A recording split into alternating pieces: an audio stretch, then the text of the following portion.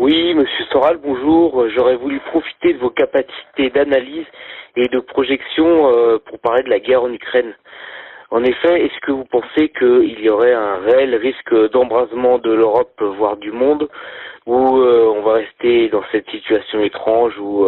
l'Europe soutient le régime de Kiev sans réellement s'engager militairement? Voilà, merci. Oui, alors ce sujet très actuel aussi, et qui rejoint le sujet précédent, on voit bien qu'on assiste à une guerre des lâches, c'est-à-dire par proxy, où l'État profond américain, mais qui n'a pas grand-chose à voir avec l'Amérique, et on va dire donc les forces mondialistes, essayent d'envoyer au casse-pipe les nations de l'Union européenne pour empêcher justement que la Russie ne vainque ce projet du nouvel ordre mondial, qui est un projet totalitaire et je le dis, sataniste. Hein. Donc on a bien une guerre des lâches face à des combattants légitimes qui représentent authentiquement la civilisation telle qu'on la conçoit, on va dire européenne et occidentale. Et alors, il est certain que les tenants de ce nouvel ordre mondial qu'on appelle l'État profond, et qui sont, je le rappelle, des vieillards, c'est-à-dire des boomers, pas très nombreux, fatigués, avec une descendance assez médiocre, sont prêts, eux, pour maintenir leur pouvoir, malgré leur gestion catastrophique, à aller jusqu'à la Troisième Guerre mondiale. Mais c'est une Troisième Guerre mondiale qui n'intéresse quand même pas grand monde. Et on peut quand même, j'espère, compter sur la lâcheté proverbiale des élites européennes, enfin de l'Union européenne, pour ne pas y aller, parce que même si c'est l'ordre qu'on leur donne, la victoire de Poutine est tellement écrasante sur le terrain du réel, à la fois militairement et puis sur les questions sérieuses d'économie qui sont en premier lieu l'énergie, que je pense que nous allons assister progressivement à une soumission et à une transformation et à un changement radical des élites de l'Union européenne face à ce qu'on peut appeler, pour citer Lénine, l'éternel retour du concret ou le triomphe du réel. Hein, voilà. Donc, il y a un risque de Troisième Guerre mondiale, mais je ne suis pas si inquiet que ça, parce que je crois que l'immense majorité des nations, ces nations dont je parlais déjà en 2011 dans Comprendre l'Empire, hein, rappelez-vous le sous-titre, demain la gouvernance globale ou la révolte des nations, l'immense majorité des nations ne souhaitent, ne rêvent que de l'effondrement de l'empire américain, qui est qui est une dictature basée sur de la fausse monnaie pirate et de la menace militaire avec destruction à la clé pour ceux qui ne se soumettent pas à cette fausse monnaie pirate qui est aujourd'hui le dollar. Et on voit très bien aujourd'hui que malgré la propagande médiatique, hein, dans laquelle nous sommes en permanence, hein, aux États-Unis, en Europe, de plus en plus de nations très importantes comme l'Inde, le Brésil, bien évidemment la Chine, les nations d'Afrique espèrent et envoient les signaux comme quoi ils attendent la victoire de la Russie, la victoire militaire de la Russie, et plus largement la victoire du couple russo-chinois qui propose aujourd'hui, en fait, de sortir de ce monde unipolaire de piraterie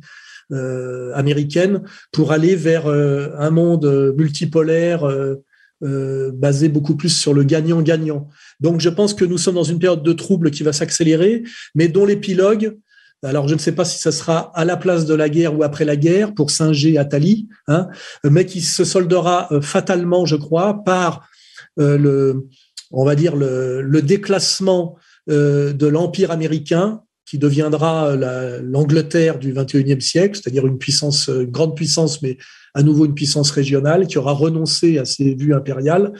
et puis à l'émergence d'une multipolarité, qui sera, je crois d'ailleurs, une négociation pacifique entre les trois puissances qui mèneront le monde demain, qui sont la Chine économique, la Russie militaire et aussi les États-Unis, mais les États-Unis dirigés par des patriotes américains authentiques, représentés aujourd'hui par Trump, c'est-à-dire que normalement, cette victoire de la Russie et de l'alliance russo-chinoise, masquée par les médias menteurs occidentaux, mais quand même cette victoire pratiquement totale et implacable et